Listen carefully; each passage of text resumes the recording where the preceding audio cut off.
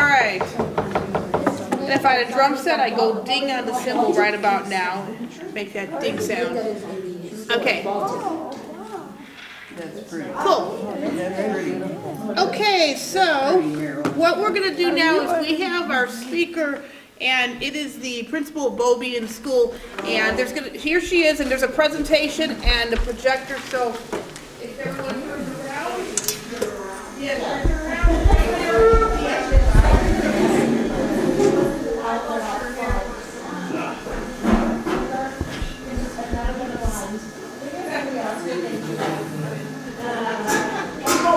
That's another principal.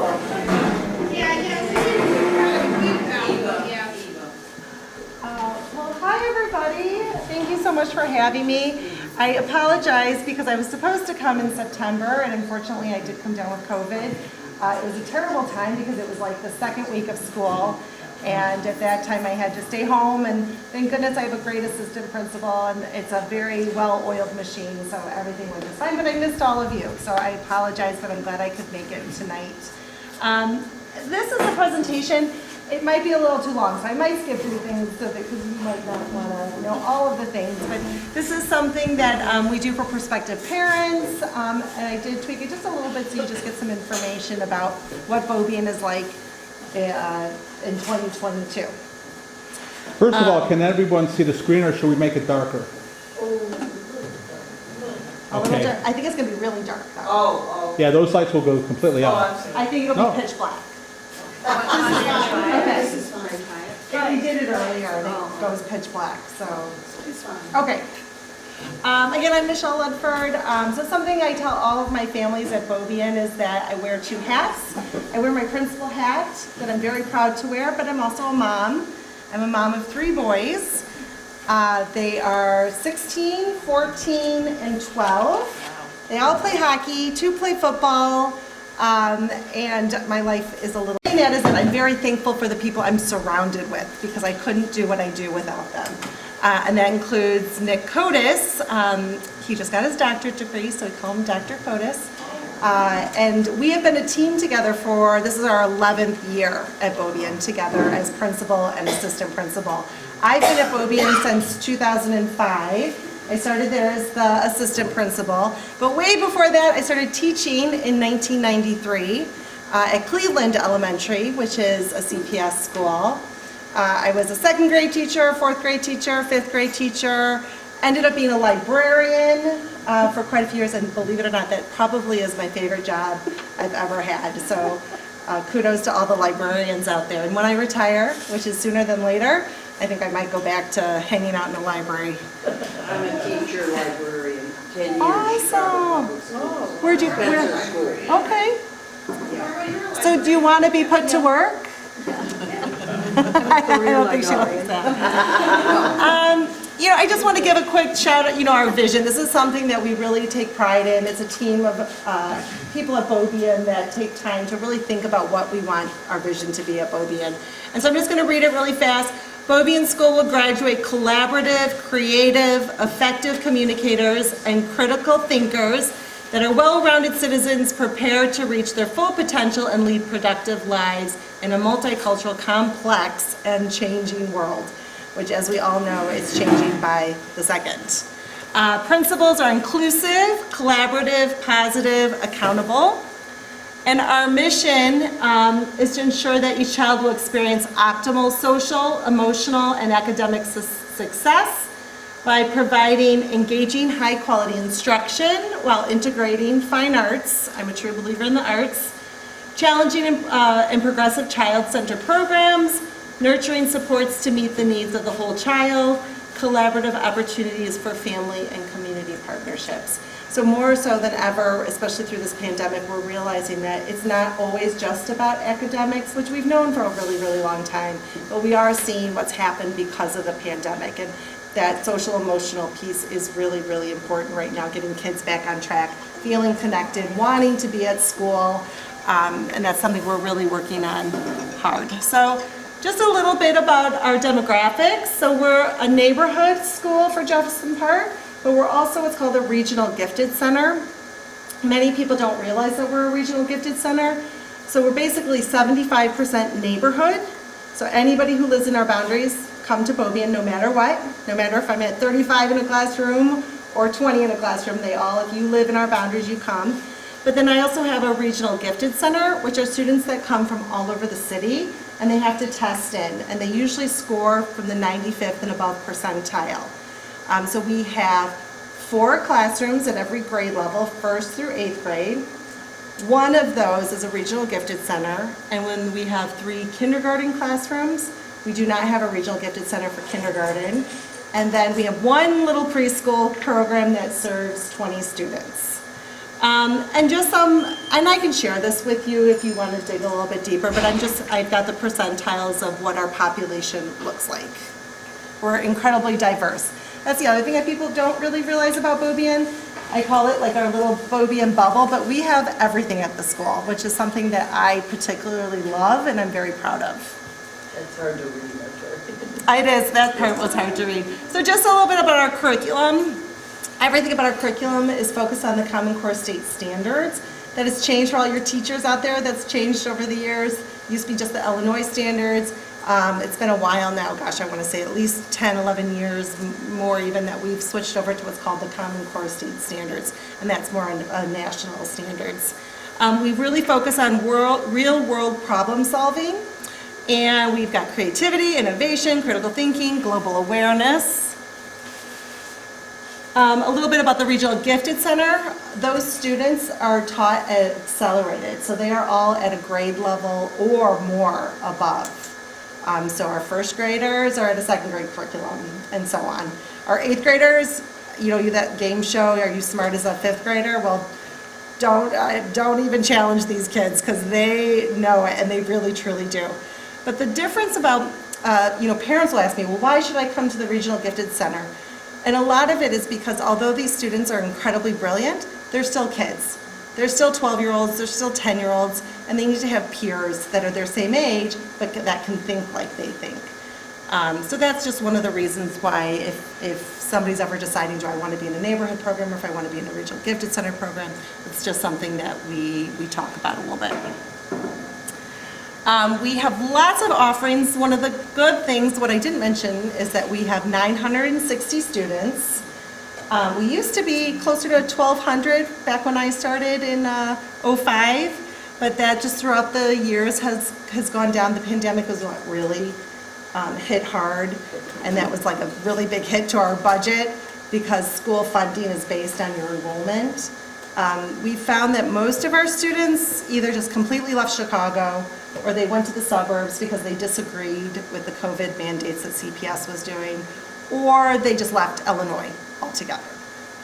So we didn't lose really anybody to other schools in CPS. It was just complete leaving of the city. But we offer Spanish, art, PE, dance, music, library 1st through 4th, computers 5th through 8th, and we have a science lab, a dedicated 2 science labs for our younger students and our older students. Our motto is one school, one family, and that's something that we work really hard at because we want, whether you're a 1st grader in our neighborhood or a 1st grader in our regional gifted, you are a 1st grader at Beaubien and you are a Bulldog. So we make a really big effort that no matter how you learn, you're still a Bulldog no matter what what you're doing or what you're learning. But we have before school time, we have lunch and recess, we're so excited we're doing field trips for the first time in 3 years. We already had a group go to a pumpkin farm, and we had another group, I'm trying to think, they went to the Museum of Science and Industry. We did do Washington, D.C. last year for our 8th graders. I was the only principal in the whole entire network that took our kids out of really out of anything big, and I had a lot of people looking at me like I was crazy, but I just felt so strongly like every family can make that choice. We're going to offer it, and we had the biggest trip ever. So the way we do it at Beaubien is we get on a plane at like 4 o'clock in the morning, go there all day long, spend the night, and return the following day. It's a really, really wonderful trip. And then our 7th graders go to Springfield. Okay. Last year, our 8th graders went to DC and Springfield because they missed Springfield as 7th graders. Just some fast facts, 7:45 to 2:45, so please, if you don't live in the area, don't drive around there. You won't want to drive around there. It's like an intense 15 minutes. Hey, I could throw a baseball and hit the school. Oh, That's well, how then close you I know. live. Yeah. It is 15 minutes. It's, like I said, it's an intense 15 minutes on either end, but once everybody's gone, it clears out really fast. I went there once a year or two in front for 11 years. I know about the traffic. Yep, you sure do. Yeah. Where's the school named after? Jean-Baptiste Beaubien, who was a French fur trader. 25 minutes lunch, 25 minutes recess, no uniforms. We do have a PE uniform, and I talked a little bit about all of that. Just some of our fun activities. We've got one coming up this Friday. If you're in the area, it's for our littles outside. We call it the Boo Bash. And we have trunk or treating, which I'm so glad one of our parents is here tonight, who she just told me she's going to do a trunk for us. So what that is you open up the back of your car. It's literally what it sounds like. You open it up, they decorate it, and then have little things for the kids, and they pass out trinkets, pencils, Halloween type things. It's a lot of fun. The littles really love it. We have a costume contest coming up, and then we will be showing the movie, The Nightmare Before Christmas. And then at the same time, I'm doing double duty, because then for our big kids, we have a dance. So 6th through 8th grade, this is the first dance we've had in 3 years. Our 6th graders our 8th graders never experienced it as 6th graders. So it's kind of crazy that they've never experienced a dance ever at Beaubien. So we have all of the kids really super excited about this Friday night. Just some other things, Spring Fling, Walkathon. We just had our Walkathon, and I have to say I'm just so incredibly thankful and proud of my entire Beaubien family. They just raised $38,000 for the school. So students went out and we had pledges done, and they walk around the school for about an hour, and there's, every grade level has a different timeline. We've had a really wonderful committee, 3 parents who headed it. Kids get prizes for, raising the most money, but it was really, this is the best year we've ever had with $38,000. So all of that money goes to the PTO, and then the PTO, with my input and teachers' input, will then divvy up that money for lots of different things. Because my budget was so bad this year, I needed help. I needed $45,000 to have recess support. Things like Promethean boards, which are smart boards. So they pay for those. They pay for field trips for kids. They pay for art supplies, teacher wish list. Every single dime, though, goes directly right back to the school, which is the difference between a PTO and a Friends of. A Friends of has a little more of their own agenda, whereas the PTO works collaboratively really closely with the school. And the difference between, there's a PTA, PTO. PTA is the National Parent Teacher Organization, and PTO is, basically we went rogue. We decided that we didn't want to pay our dues to the National PTA, and this was years ago before my time, but it became a PTO, which I think is actually still a good idea. Here's what I was talking about. These are our Promethean boards. I don't know if you can see it, but they're like smart boards. Kids can, it's like a marker they use, but it doesn't actually write on the whiteboard, but it electronically will write. They've actually, so my first year as principal, first 5 years, we were able to get one in every classroom. But believe it or not, now this is my 11th year as principal, those are becoming outdated.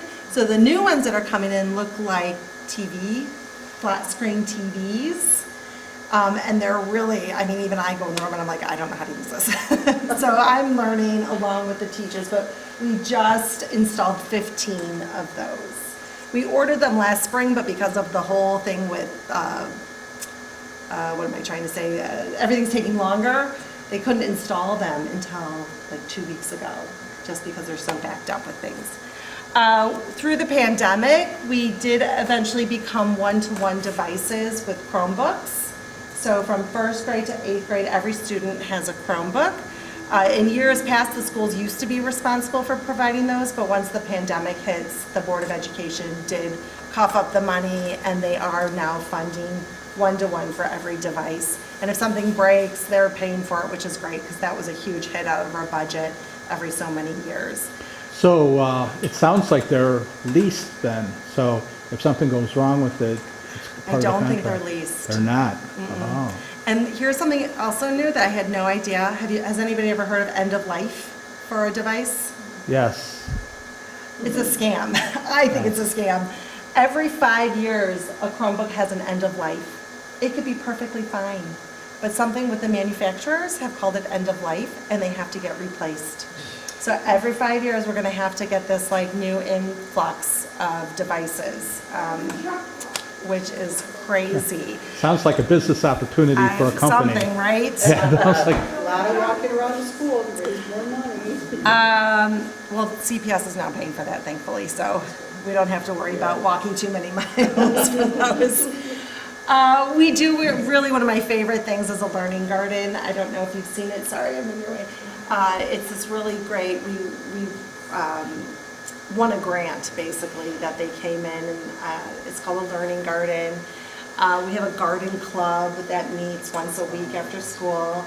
Actually, this is the first year ever I didn't mention about this. We have probably close to 15 different clubs that we're able to offer that our teachers lead.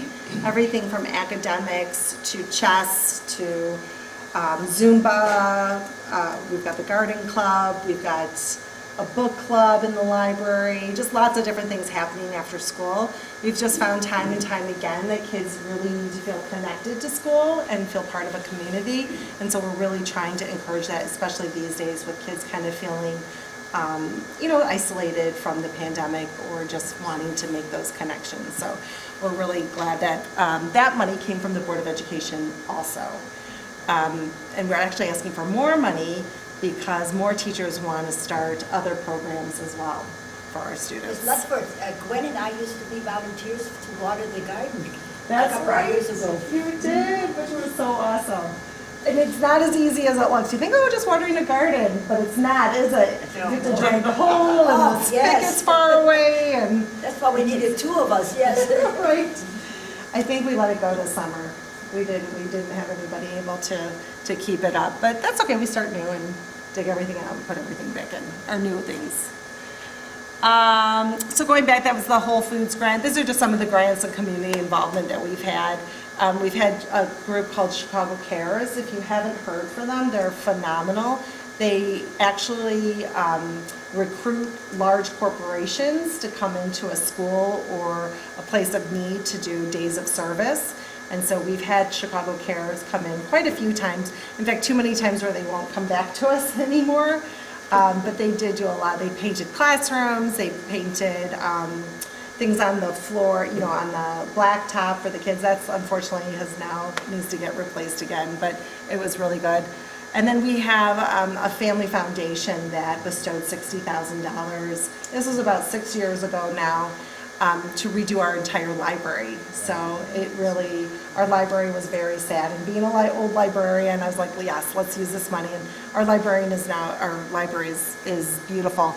And I'm very proud because most CPS schools had to make some really hard decisions with staffing, and a lot of schools don't have libraries. They have a library, but they don't have a librarian.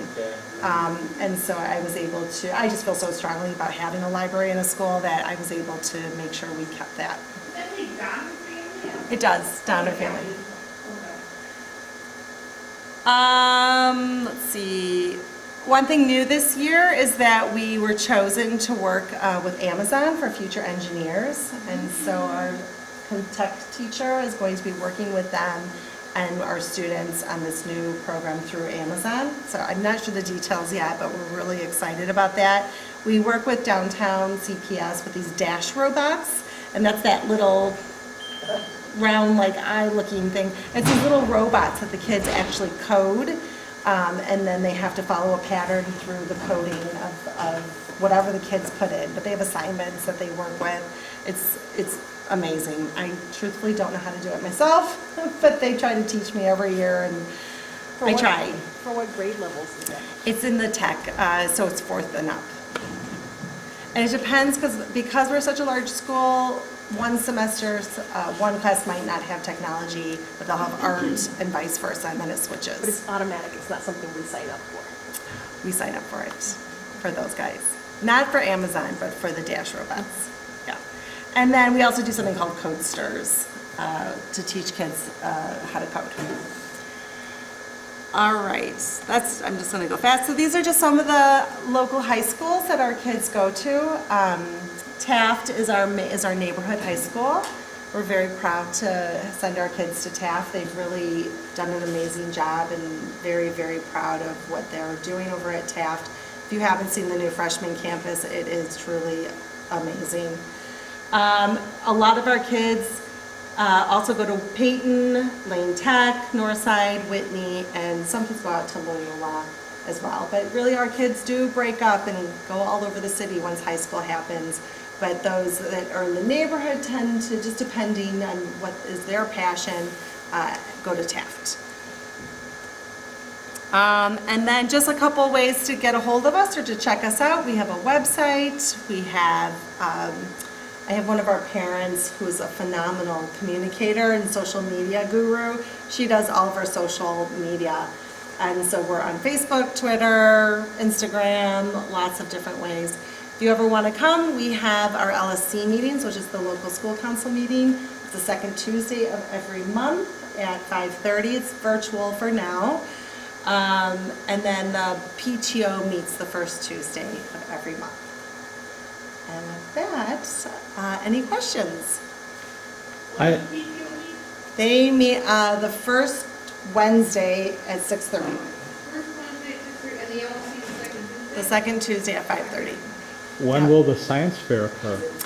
December 1st is our STEM fair. December 1st, you're looking for judges? Always. Let me know. Okay, I did it before COVID. Okay, great. Yeah, we're looking to go back to a regular STEM fair. How about reality fair? Yep, that'll be back. Can you explain to them what reality fair is? Yes, Reality Fair is this great opportunity for our 7th and 8th graders to go through the game of life. And so we get all the volunteers, I want to say 20 to 30 volunteers, and the students go through stations. So they first have to research beforehand, and it takes, a while, a particular job that they're interested in doing. So then how much money will that, first of all, how much education do you need? How much money, the average, dollar amount that they'll make in a year.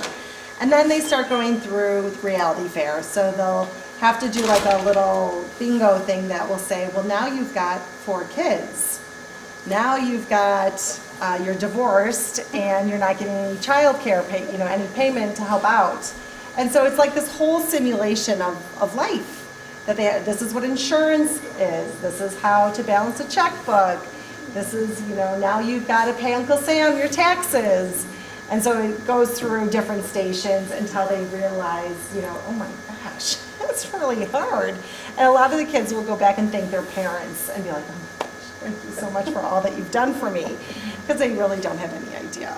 But we do that every year. So if anybody's looking to volunteer, it's one day. It's a long day, but it's a fun day. You get to interact with the kids. We do have a volunteer policy where you do have to go through certain requirements to be a volunteer, but it's pretty painless to be the level 1 volunteer. But anybody want to say anything about it? Because I know we have some. Well, we just enjoy helping out and enjoying the whole, and seeing their reactions to the kids. Right. Oh my God, it's expensive to have kids. How much is it for insurance? Yeah, the health insurance gets them all the time. Yeah. And they're like, what is that? Car insurance? Who knew? I volunteered for the Reality Fair too, and you get a kick out of some of the things they said. One guy comes up and, okay, how many haircuts are you gonna get a year for your wife? He's like, none. Nothing. Yeah. And they say funny things, or how many haircuts are you gonna get a year for your family? Once a month for everybody. Right. And there's so many funny things they say. I mean, Well, they really learn a lot, and I think Yeah. it's very beneficial. And it's one of these things where unless you actually are there or volunteer, you don't fully understand how useful it is. Really is very useful. Yeah. I remember my son learned all kinds of things. It was very good. Yeah. Yes. How much poverty how many students do you have at poverty level Sure. at your school? So the way it is rated is called through the family income form, and it's purely done based on what a family puts down. So right now we're at 41% considered in poverty. Were We used those to- expensive apartments and residences, and you're that high in poverty? It doesn't We seem used like to that be a lot neighborhood. higher. We used to be closer to 60%, and we actually lose a lot of funding because of that. But truthfully, it's never investigated. So it's whatever people put on their forms. I'm actually grateful because I get more money if, they don't put as much. But everybody, lunches, actual school lunches used to be based on that. And you would either get a free lunch, a reduced lunch, or you'd have to pay full price for a lunch. It changed, I don't know exactly when, it's been a while now, but all of CPS now is considered free lunch. So families changed what they put on their forms. We used to get a lot more money when it was tied directly to people either paying or not paying for a lunch. But we're still at 41%. Did you get the people straightened out, or maybe the companies that are supplying the lunches? There was a little bit unhappiness. We did. Oh my goodness. This was probably a total debacle this year. And I don't know if you know anything about it. They changed our lunch vendor. Oh, I heard about the lunches being changed. Esteban came home. Mommy, we have some really good French toast now. And some really good tacos. You don't have to make lunch for us every day now. Because Yes. it's actually good. That's what he said. Yes, so we somehow got switched this year. I don't know why Beaubien was chosen to a new company called Open Kitchen that was down on the south side. The very first day of school, so everybody's happy, everybody wants, lunch didn't show up. No lunch. I was in the cafeteria making sandwiches. We were all trying to chip in making sandwiches. I was on the phone, where is our food? I'm sorry, it'll be there. Never showed. The first week was really, really rough. And then from there, it got a little bit better. Interesting food, but not really kid-friendly food. And the kids just weren't eating it. Some of it, to me, was disgusting. Like, I put up a big stink. Actually, we had CEO Martinez, who's in charge of all of CPS School, come to Beaubien. And I brought him straight to the lunchroom. And so, sure enough, then after, putting up a fuss, we were able to switch back to our previous vendor, which is Airmark. And exactly that. Our lunch line now is down the hallway. Kids are, it's kid-friendly food that they really like, and it's tasty, so. Are Yeah, we're back. kids being taught to write in cursive? Third grade, it's mandated. Not in other grades, but third grade, there is a mandate to, I'll be honest, they don't really, it depends on the teacher after third grade to really keep it up. But it is a third grade curriculum. How about reading, telling time? Yeah, the old-fashioned class. Yeah, or they do. no. There's units throughout. They still do teach it, for sure. Now, do the kids do it? No. Yeah, I know. Then do the kids write cursive? Not so much. A lot of kids don't know how to read or write it. No, because they just look at their phone. Right. How- Phone's all right there. No. They're How- supposed to. That's We the whole teach purpose them of the that. reality fair. That's the whole. Yeah. They're learning it. They are learning it, but, Yeah. are they applying it? They'll learn. They're Well, I guess depending on the that takes us to a register further Yeah, question, and that is, what Tell balance what- of the the work change that the is. kids do Yeah. is required, like, say, the old-fashioned cursive writing versus computer? I mean, Oh, that's a good what kind of question. balance Sure. is there to? So that's something that we struggled with pre-pandemic, and then, so pre-pandemic, we had probably maybe 500 computers in school, like Chromebooks, but not one-to-one. So everything was still paper pencil, everything was still in a book. But the pandemic, boy, did that drop everybody in its tracks. And so all the teachers had to come very, very, very quickly aware of how to use Google Classroom, how to have assignments online, how to have everything on a computer.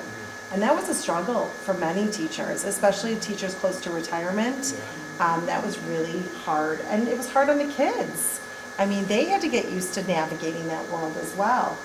And then when we came back afterwards, I made it very clear to everybody, like, there has to be a balance. I know as a mom, I don't want to see my son on a computer all day long. but I also recognize that it's a tool that you're going to need and you have to learn for your own future because that's what's out in the world today. So we do a little bit of everything. It's not focused on one or the other. I have Is a it que- affecting the children's eyesight? I don't know, not that I would know of, but I haven't seen more kids with glasses. I have a question. We talked a little bit about reality fear. Has there been some discussion about teaching those in the older grades on investing, So which is different? we have a civics course now in 8th grade, which is not exactly economics, but we do an economic course, and there's something called the stock market game. I don't know if you're familiar with it, but it's actually a simulation game where they invest money into their favorite companies, and they actually take real live stock market analysis of how those companies are doing. So there's a unit on that, but it's not a heavy unit. They'll get more into that in high school. And with Ludford, I know that this is probably should be taught by the parents, but so many children either don't have the two-parent background or something is lacking at home. Can the schools ever help out too with teaching respect and things like that? I thought I wanted to do that one time, remember? To start in the school that they would think that a police officer, hello officer, something like that. Is that ever going to reach the CPS? Well, it's funny you say that because if you go into Beaubien and you look around, we have something called respect posters all throughout the school. So it's something that we have a team of teachers and staff called the Culture and Climate, and that's something that we feel strongly about. So, and in fact, just this week, I wish you were at school. Yeah. You actually kind of led into like a good moment because we go through what respect means and on announcements starting. We did it on Monday, and we focus. And you're going to catch me because I can't even now cite what each one means, but each letter of the word respect means something. And I just can't think of it off the top of my head what it is. But the boys will know. They've heard every morning everything from being also just how to handle things that are very overwhelming. And we have seen a rise in behaviors. I mean, without a doubt. Our first graders last year was like nothing I've seen ever in my years of education other than in preschool. They didn't know how to play. They don't know how to take turns. They didn't know how to raise their hand. They don't know how to use scissors.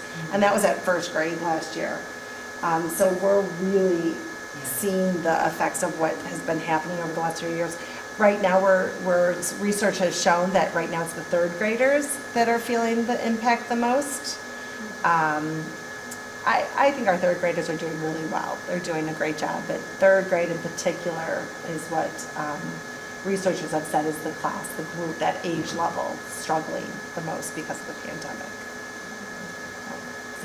Regarding the bullying issue Uh-huh.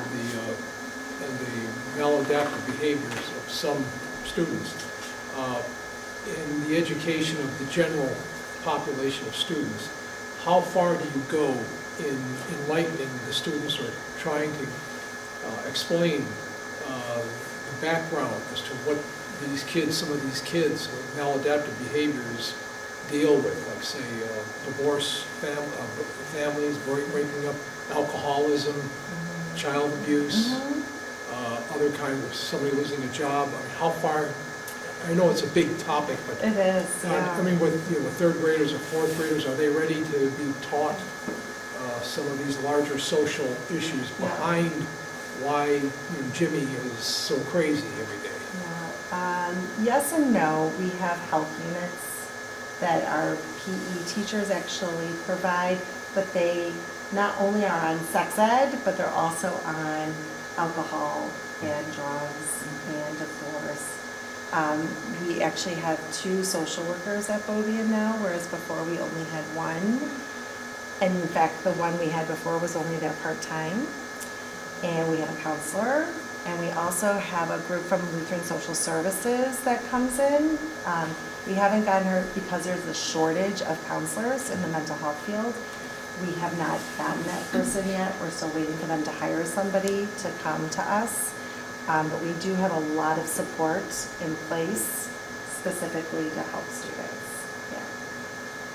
That's exactly what I was gonna ask, was how many social workers you have. Full time. That's really wonderful. Counselors and music teachers are the first to go when the budget goes down. And librarians. What about art? Oh, art, yeah, that's the other one. That goes too, but we have art. And you have a music teacher too? We do. And a dance teacher. How active is the local school council at Beaubien? I think very active.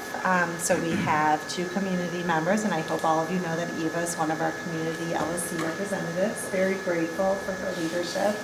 She reports on everything that you all do every single month, and I think it's really like all of the activities that are going on in the neighborhood, because then I'll get comments from everybody who say, oh, that's, like, they really don't realize everything that's going on in the neighborhood.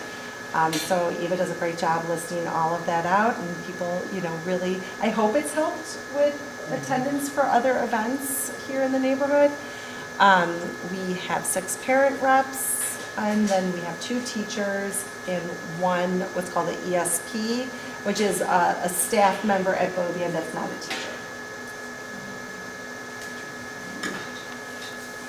Yeah, have a good night. Thank you. Thank you. That's a fellow teacher too. Yeah, she knows me. I'm already putting her to work. She's Yeah. a tutor. Yeah. Yeah, they said they had an emergency yesterday. Yeah, no problem. Yeah, but everybody, you're always welcome to come to Beaubien. We always are looking to build community relationships, and we always need help. There's always, something to be done. So do your students like the Olive Garden? Oh, they don't talk about it. Did they ever come and see the beehive? I don't think, I think that's more of something they would do outside of school, and they might not necessarily tell me, but maybe they've told a teacher, or maybe they've done it with their family. But maybe we should have a field trip, or a walking trip over there. Yeah, the bees are kind of hunkered down right now, starting to get cold, but Okay. when it starts warming up again, they'll start coming out. We did have a bat visit us today. Oh, my God. We have this little bat. But they're getting a bad rep. They are The getting a bats bad are not that rap. bad. I agree with you. In fact, I told all the kids, stay away. We like bats. Bats are good. They have mosquitoes. But I'm a little worried about this guy because he's just hanging on to the side of the school. Are the lights on? No, it was, Because there was one in my apartment. uh-oh. And I turned out the lights and went to sleep, Oh, and no. I heard a whiz. Oh, yeah. I turned on the lights, the bat was blinded, and he was hanging upside down on my kitchen curtains. 25 years ago, I called the Chicago police. You're right, ma'am, that's a bat. Give me a shoebox and a rubber band. They put the shoebox on one side of the curtains and on the other side, pulled it down, and it made a noise like a cricket. And then they put a rubber band around the shoebox and they took it. Yeah. But they get a bad rep. I don't think they really bother you. No, they don't. The problem is that this particular bat was low and just hanging out, so I didn't want the kids to bother him, or her. Miss Ludford, I came across something dark on the ground when I'm walking. I don't know if Murphy was with me at the time, but I see something dark and I went down to look, and it was a little bat that was trying to fly away, and it didn't make it. So I thought I was really going to be afraid, but I know it needed help. Yeah. So I picked it up, and it went to the tree. It did. Yeah, but I think it had trouble. Either it was attached to something on the Yeah. ground, and it didn't scare me at all. It just went just went to- yeah, yeah.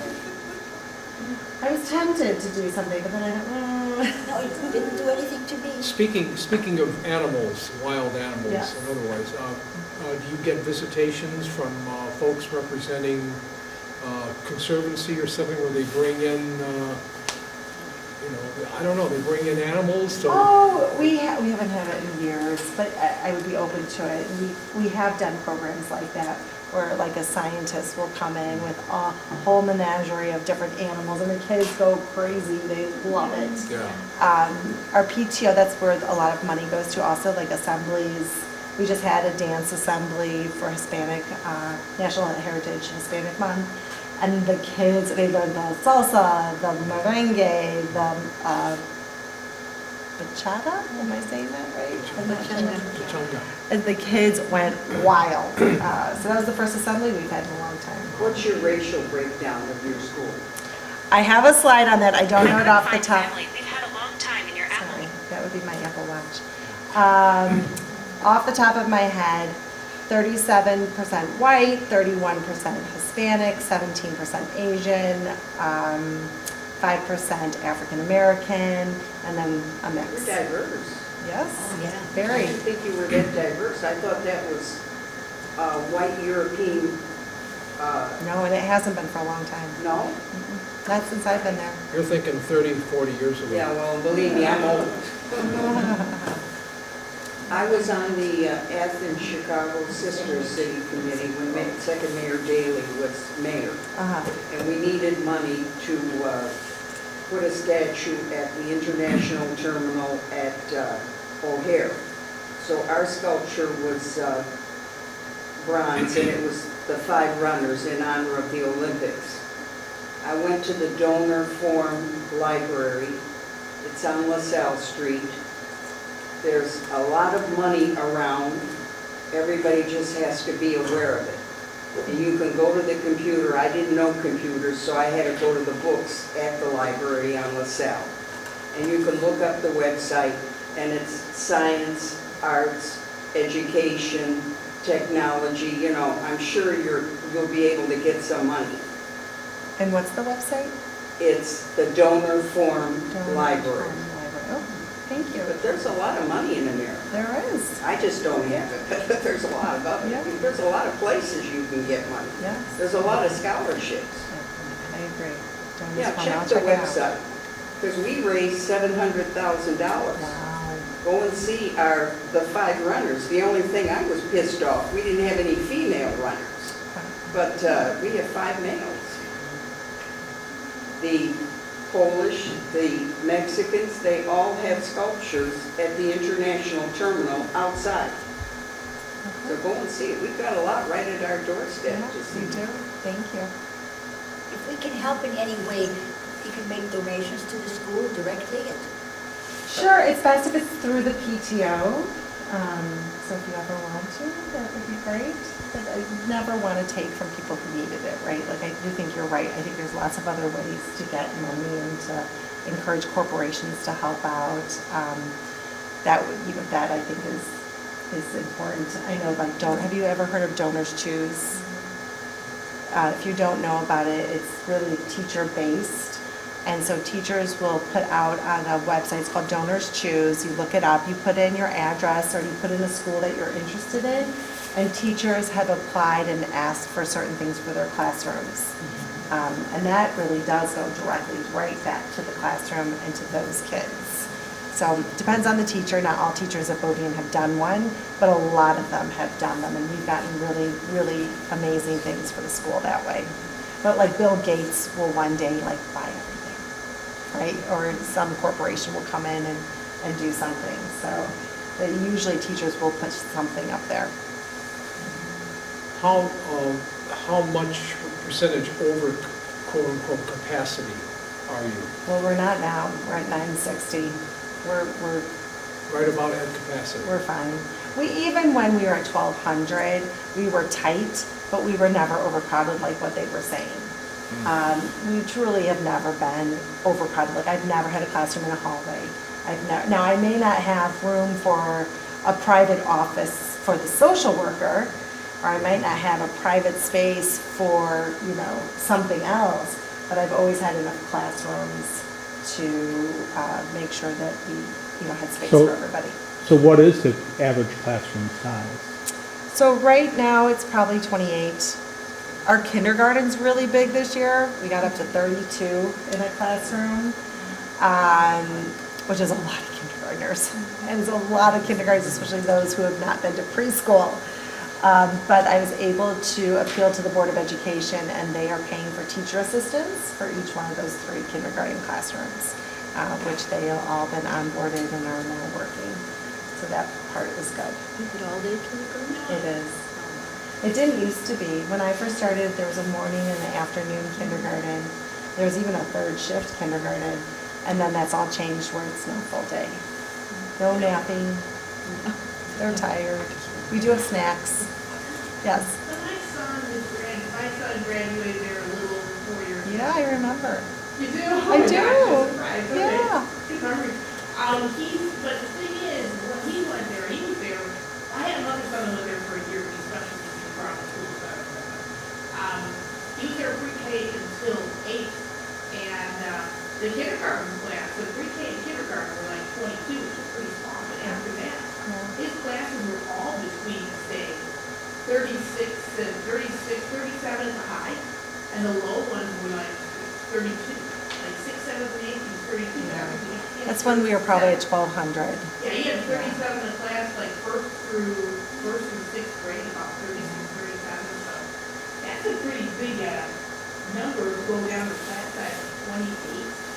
Wow, it dropped. Well, I guess they all went to the kindergarten. Right? Well, it's building now. So I think that we've noticed with the pandemic, it's like 3rd through 6th grade right now are really low. Our 7th and 8th grade are actually it's 3rd through 8th grade, our numbers are low, but our primary is coming up, so. Wow, that is pretty big as a drop, but I don't know, maybe schools cycle like that? I mean, the pandemic, of course, affected a lot of Yeah. Maybe schools continue to cycle depending on how many kids are there. Yeah, it does, it just depends on housing in the neighborhood. Or how many happen to be in one grade. Like you just have All to of get a those huge amount factors. in 1 year or something, Yeah. does that happen sometimes? Say that again? You maybe get a huge amount in 1 year or something? Yeah, like this year with the kindergarten. Yeah, right, Yeah. like, Yeah. yeah, that makes sense. My first year as principal, so with the neighborhood, we take everybody. You show up with proof of address, 2 forms of ID, and you're in. And my first year, we were at like 22 in a kindergarten class. And again, a principal is always thinking financially, like what's going to be best for the school moving forward. And every single child is money. I hate to say it like that because I don't believe in that, but that's the way CPS has set it up. So I started panicking. It was a week before school started. I'm like, oh my gosh. And we used to have to give money back. So like you would plan your whole school year and you'd have everything set. And then they would say, you didn't hit your enrollment numbers. You now have to give us money back. So you could cut a teacher in September. Someone would lose their job because you didn't have the enrollment. But anyway, so I took kids off of what we have a wait list. We're also an open enrollment school. And so I think that year I took 10 students. And do you know, sure enough, the day before school started, a flood of people came in. And so I ended up with a high, and I wonder if your son was that class, because we ended up with a really, really high number of that one group of kids because I took kids off of that list. And so now I learned my lesson. As a first-year principal, I will never do that again. Families get upset with me, though, because especially if they're in the Regional Gifted Center, they want their siblings to come to Beaubien because they only want to be at one school, which I totally understand. Families want to be together. But I don't tell anybody that I'll take them until after the first day of school, until people show up, because I don't want to have crowded. It's not good for anybody. It's not good for the kids. It's not good for the teachers. It's just not, a good environment, so. Now, my son showed up there in 2008 for pre-K. Okay. That's what he came, so I don't know if that's I was 2012, that was my first year. 2012 principal, right. Yeah, but I was there in 2008. I started in 05. He was there, I think, when he was in 3rd grade, the older Mr. Post retired. Okay. That's about, and then Yeah.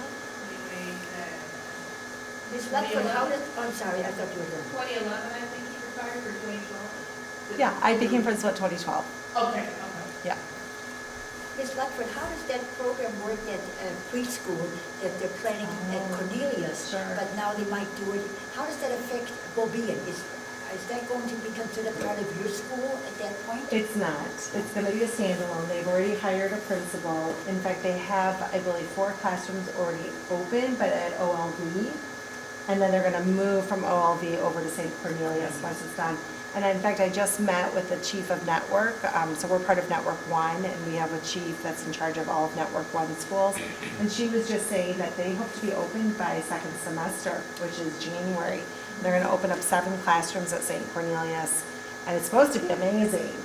But at this time, they originally said they were going to take our pre-K and move it over to St. Cornelius. But I'm not sure, I like having our preschoolers. Yeah, So, but it is only one class of 20 students. So a lot of our families in the neighborhood get really upset because they can't send their kids or they didn't get chosen to be one of the 20. And I get that too. But everybody comes for kindergarten. But there's a separate principal.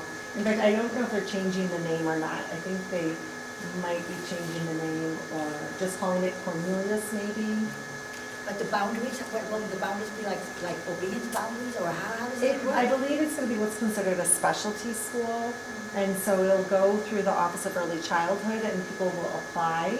And then they'll have to put choices 1, 2, and 3. It won't be a boundary. It's citywide. I was gonna zoom on that, and they said it was citywide, and they have a point system based on who they admit according to various standards. Yep. Age, if they have an IEP, all Where those they, things. if they live far away or close, Yeah. or Yeah. a variety of things. Yeah. But now, the thing is, one preschooler, so when my guy went to pre-K, there were 3 classes, and I think there were 20 kids in each. Yep, because we had a morning, an afternoon, and a third shift. Yeah, they had 3 shifts, Yeah. so it's 20 in each, or just 20 total? No, those were 20 in each. Oh, never mind, I like the 20 completely, okay. Now it's only 20 completely because it's full day.